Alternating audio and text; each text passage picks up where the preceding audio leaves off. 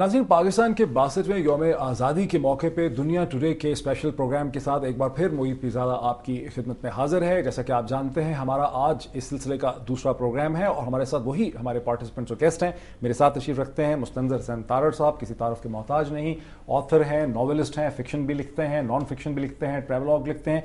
मेरे साथ हैं Samina Peerzada, television, film, theatre, फिल्मों में एक्ट भी करती हैं, फिल्में डायरेक्ट भी करती हैं। मेरे साथ तशरीफ़ रखते हैं मुशाहिद हुसैन सैयद साहब। आप सब इनको पॉलिटिशियन समझते हैं, लेकिन मैं इनको एक स्ट्रेटेजिक थिंकर के तौर पर अपने प्रोग्राम्स में बुलाता हूँ। मेरे साथ तशरीफ़ रखते हैं आरिफ निज़ामी साहब, मुदीर आला दी नेशन और council of Pakistan newspaper editors के प्रेसिडेंट, एक से ज़्यादा दफ़ा रह चुके हैं इस पोजीशन पे।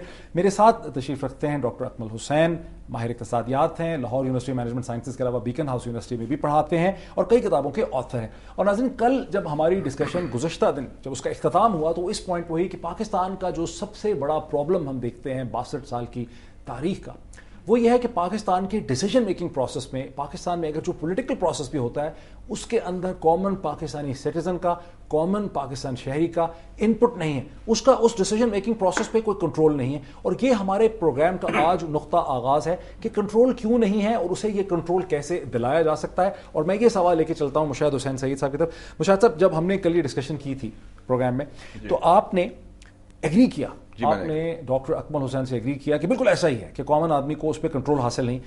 अच्छा, अब आप पॉलिटिशियन भी हैं, मतलब मानना पड़ेगा कि आप पॉलिटिशियन हैं और आपने एकदम मुझे खुद कहा था कि ये एक बहुत बड़ा प्रिविलेज है कि जब आप पॉलिटिक्स में होते हैं, गवर्नमेंट में होते हैं, तो आप सिस्टम ऑफ गवर्नेंस को अंदर से देख सकते हैं। आपने अंदर से भी देखा है उसको, हम बाहर से देखते हैं। क्यों नहीं है कॉमन आदमी एम्पावर, क्यों नहीं हो पाता कॉमन आदमी एम्पावर? मैं डॉक्टर साहब, आई am just mixing my drinks. मैं ऑब्जर्वर भी हूँ और पार्टिसिपेंट भी कभी कभी रहा हूँ। तो एक दो बेनज़ीर ने मुझे, भुट्टो साहिबा ने मुझे कहा वाशिंगटन में मिली कि Mushahid you are part of the establishment now. मैं कहा नो बीबी, I am just a temporary intruder in the corridors of power. तो मैं समझता हूँ डॉक्टर साहब ने बड़ी काम की बात की। Is one of the countries most eminent economist also, उनको गहरी नजर भी ऐसी इशू। उसके दो जुज्व हैं, एक तो है डिसीजन मेकिंग और दूसरा है उसकी इंप्लीमेंटेशन का पार्ट। पहला जो फैक्टर है कि जो हमारा रूलिंग एलीट रही है, irrespective of whether it's military rule और सिविलियन रूल, जो हमारा उसके नैरो बेस्ड है।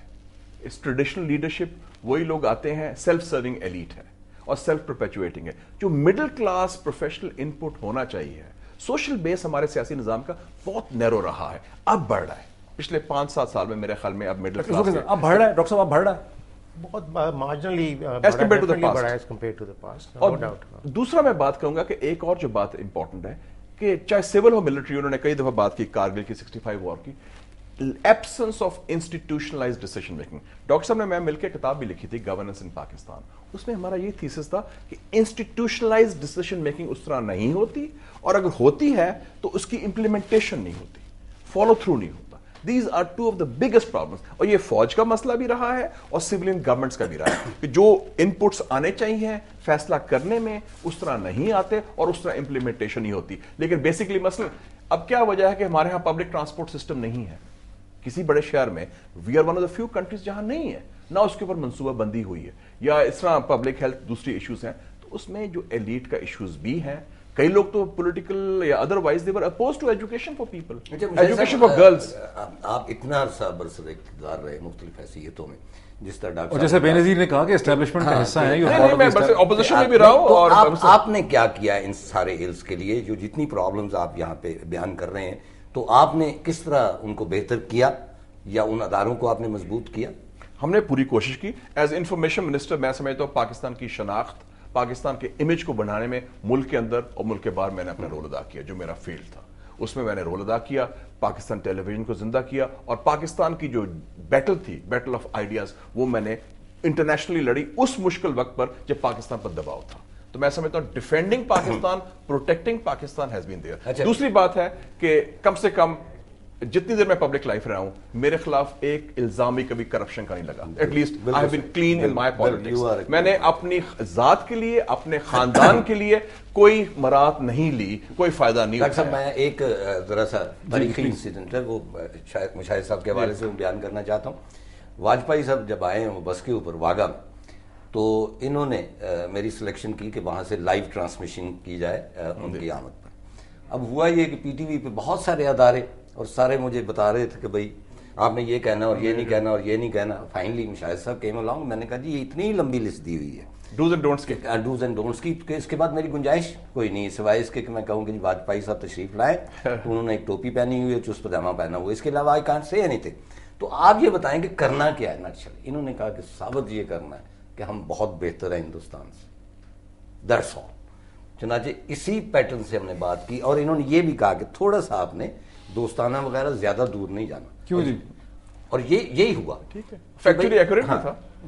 تو یہ ہوا کہ ایکچولی اس میں نا کہ یہ ثابت کرنے میں کہ ہم بہتر ہیں اس سے اور ہم بہتر ہیں امریکہ سے, نہیں لیکن اس میں میں سمجھتا ہوں کہ میں سمجھتا ہوں کہ وہ کیا ہے پتہ ہے آپ کو, ایک کانفیڈنس کا میسج ہے, کمتری نہیں. ہاں ایک کانفیڈنس کا میسج جانا ہے کہ ہمارے چیز ہے, خود اعتمادی کا میسج جانا ہے. میں سمجھتا ہوں کہ جو خود اعتمادی کا میسج جانا ہے, کانفیڈنس کا میسج جانا ہے. اچھا ڈاکٹر صاحب, آپ کیونکہ انہوں نے یہ ایک بات کہی ہے تو میں ایک تھوڑا سا اس میں نے ایک فکرہ کہا تھا اور میں نے یہ کہا تھا کہ آج واجپئی صاحب نے دیکھ لیا کہ ہمارے جو مہمان دن کی روشنی میں آتے ہیں ان کا ہم کتنا شاندار استقبال کرتے ہیں, اور جو راتوں کو چھپ کے آتے ہیں جب وہی مہمان, تو ان کا کیا حشر کرتے ہیں.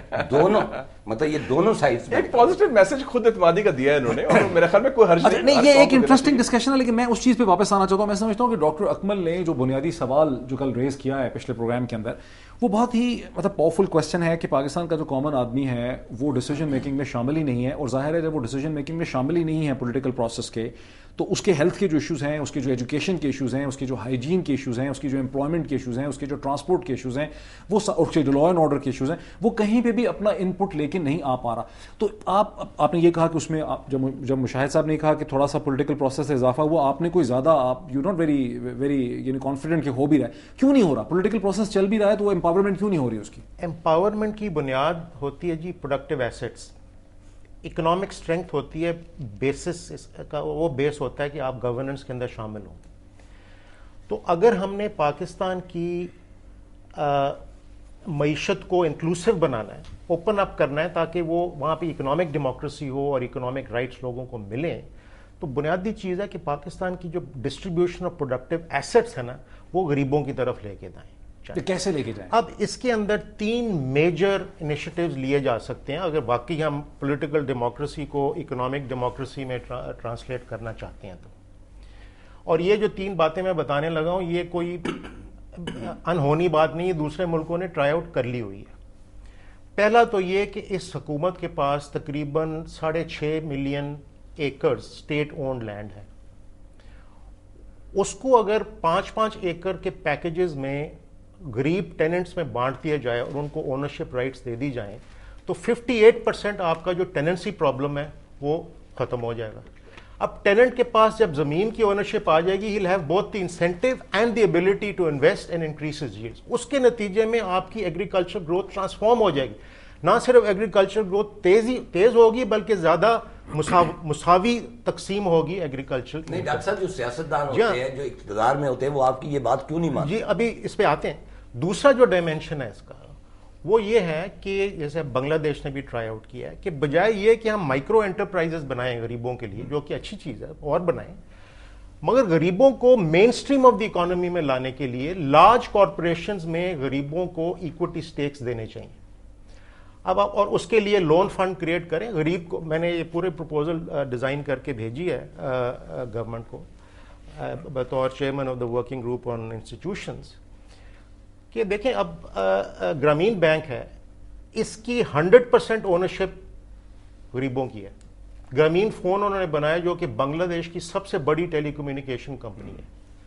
It is entirely owned by the پور.